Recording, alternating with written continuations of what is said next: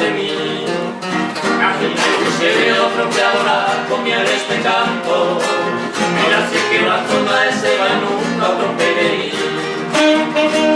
Todo el mundo en velorio con septiembre 15 ala. José Vicente Peiró es doctor en filología hispánica y experto en literatura hispanoamericana, pero especialmente en la literatura paraguaya. Y ha hecho varios trabajos, aparte de colaborar en revistas culturales, en emprendimientos culturales y de haber escrito algunos libros sobre narrativa paraguaya actual, la música de Cortázar, y haber prologado a varios escritores paraguayos, entre ellos Domingo Adolfo, que está con nosotros, luego a Pepa Kostianowski o Sebastián Ocampos. Porque han sido muchos, y viene más de 30. Más de 30, bueno, muchos, bastante. Entonces os dejo ya con José Vicente, que nos presente a Domingo Aguilera. Pues muchas gracias, Luisa. Muchas gracias a todos. Yo sinceramente de esta virtualidad de Internet para mí es una realidad, porque luego cuando hemos hecho actos Paraguay Valencia, luego pues me han escrito mensajes amigos, conocidos y desconocidos incluso, ¿no? Y bueno, siempre abre puertas. Entonces abrir puertas significa que la virtualidad es más real a veces que la propia virtualidad.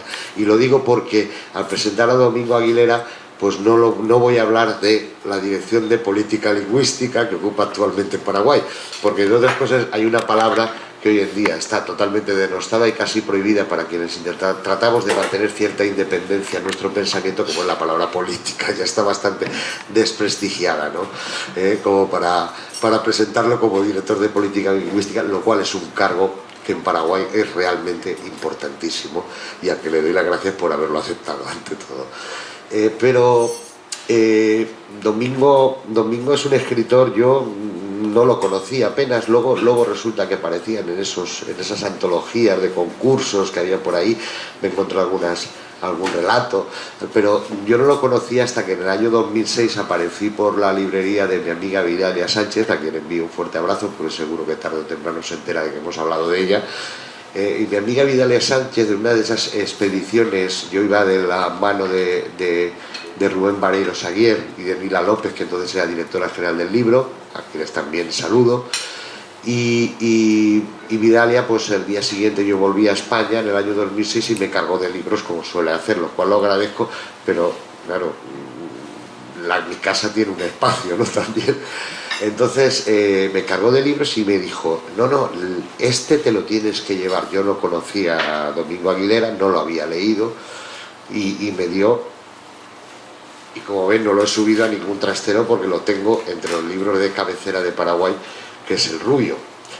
El Rubio era una novela realmente atractiva en cuanto leí la contraportada escrita por Julio Venegas, y realmente pues me lo recomendó tanto que en uno de esos viajes a Castellón en tren empecé a leerla y realmente dije, esto no se puede leer en un tren, o sea, es una novela exigente, y solamente que le lea, no le voy a leer un párrafo porque el párrafo son 3 páginas, pero solamente que le lea al principio ya creo que es suficiente para entender el camino que lleva.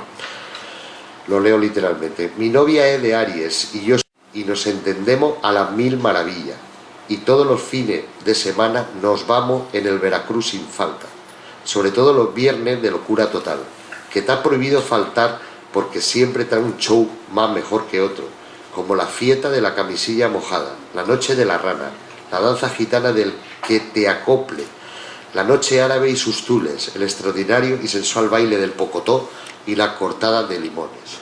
Esto es un lenguaje vivo. Este es el lenguaje que yo palpé en Barrio Obrero. Cuando uno esperaba aquellos autobuses, el colectivo, ¿no? El 6, recuerdo, para ir al Instituto Superior de Lenguas a impartir clases de comentario de texto a gente que estaba en el departamento de literatura en guaraní con Feliciano Costa, otra persona que quiero muchísimo.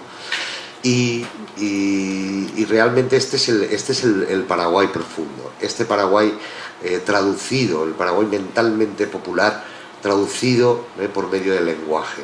Y esta es la mejor aportación que realiza la novela El Rubio, independientemente de que toca un tema creo que fundamental, y que a partir de esta novela del Rubio se ha desarrollado mucho dentro de la literatura paraguaya, que es el tema de la delincuencia organizada con tentáculos sobre el poder y sobre las clases patricias paraguayas, por alguna manera. Esta delincuencia perfectamente, que parece el caso este que tenemos aquí en España de los seres, pues suena mucho también a un caso puramente paraguayo, ¿no? O sea, de todo esto. Luego esto recuerdo otra novela excelentísima también, que en el fondo ahonda, que es Monchico Bizarro y las moscas, de Mónica Bustos, ¿no? También incide en ese mundo de la delincuencia, ese mundo de este delincuente, de la organización de tipo medio, ¿no? Que tiene un patrón por encima, tiene unos subordinados debajo, y luego pues es una novela con un final realmente sorprendente. El final me lo voy a callar, porque es mejor que recordemos la novela, y quien no la haya podido leer, que lo haga.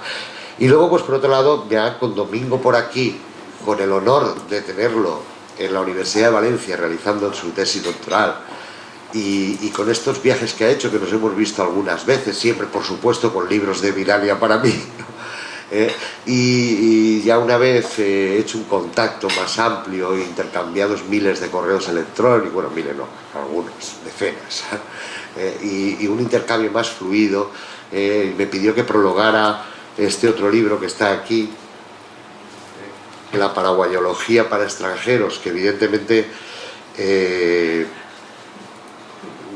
no se puede obviar a Elio Vera o a Saro Vera, estas figuras que siempre han tratado de hacer un ensayo sobre el carácter paraguayo desde un punto de vista desenfadado, asumiendo eso que los valencianos yo creo que entendíamos mejor que entendemos, que es que la crítica, la autocrítica, la autosátira, y perdón por la pedantería, es importante para mejorar nuestro propio carácter y para mejorar nuestro país y para mejorarnos como comunidad de ciudadanos.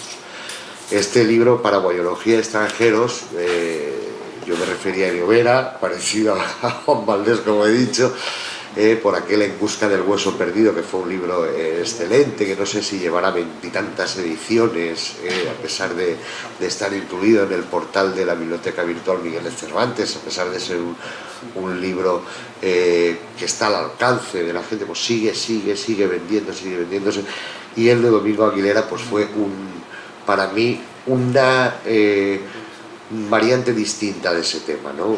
Además tiene la ventaja de una estructura muy perfilada, muy bien acabada. Se nota el trabajo científico que ha desarrollado Domingo a lo largo de su trayectoria sobre el folclore que incluye también la idiosincrasia de las personas, ¿no?